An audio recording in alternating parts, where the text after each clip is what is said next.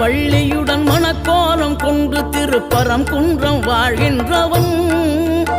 நீ தேவர்களை காத்திடவே வீரமுடன் வேலெடுத்து செந்தூரில் ஆழ்கின்றவன்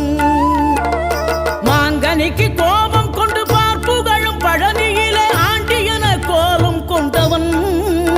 நீ தத்துவத்தின் சாரெடுத்து சுவாமி மலை எல்லையிலே தகப்பனுக்கு பாடம் சொன்னவன்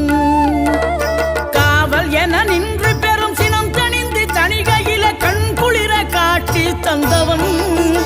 நீ பாங்குடனே கருள் தரவே பழமுதிரும் சோலையில பரஞ்சோதியாய் நின்றவன் பரஞ்சோதியாய்